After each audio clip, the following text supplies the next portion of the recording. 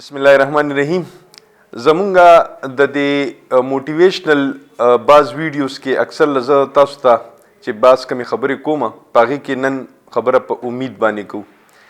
د الله نه امید ولې پکار دی او مونږ ولې په الله باندې امید ساتو؟ په الله باندې امید مونږ په دغه وجه باندې ساتو چې امید زمونږ سهاره ده، امید بھروسہ ده، په امید باندې دنیا قائمه ده. نو ځکه مونږ امید ساتو. ولی ساتو؟ به حیثیت مسلمان مونږ په دغه وجه باندې ساتو چې الله پاک غفور رحیم ذات دی او الله پاک په یو ورځ زمونږ اوري که هر څه مشکل وي او که هر څنګه حالات وي.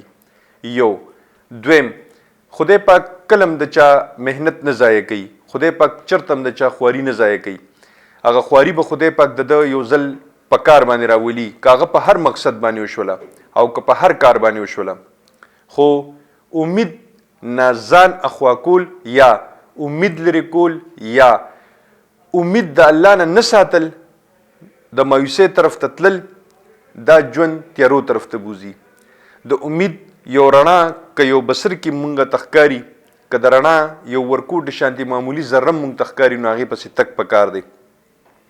په دې دنیا کې داسې ډېر کارونه دي او داسې ډېر خلکو سره به ستاسو ملاقاتونه شوي وي چې د هغوی په زندګۍ کې ورکوټ شانتي امید نه هغوی ډېر مخکې تللي دي او هغوی په هغه ورکوټ شانتي کار باندې الله پاک مخکې کړي دي. د ډېر ورکوټي سیټ اپ نه سټارټ اغستی دی خو په الله باندې امید او بھروسه ساتلې ده او هغه خدای پاک مخکې کړي دي. زما یو سټوډنټ په د کډنی هاسپټل کې اوس هم په جاب باندې دی. هلته صرف یو سیټو او هغې ته هغه اپلای نه کوله.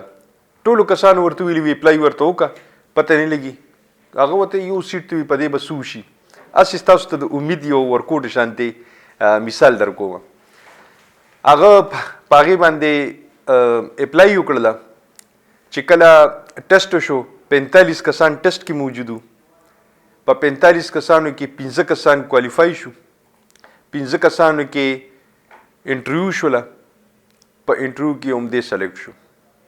دا هغه ماته په خپله دا واقع بیانه کړې ده او هغه ماته چې سر دا ما سره یو عجیبه کار شوی چې په ټول کې پی کې په سطح باندې صرف او صرف 45 کسانو دې ته اپلای کړی وه او دا وایي په دغه وجه باندې چې ما د الله نه امید وساتلو، ما د الله باندې بھروسه وساتله او زه رالمه ما وی چې ګورو به چې څه الله ته خوښه وي. حالانکې وي یو سیټو او ډېرو خلکو په دغه وجه باندې وي پرېښوستو چې دا یو سیټ دی.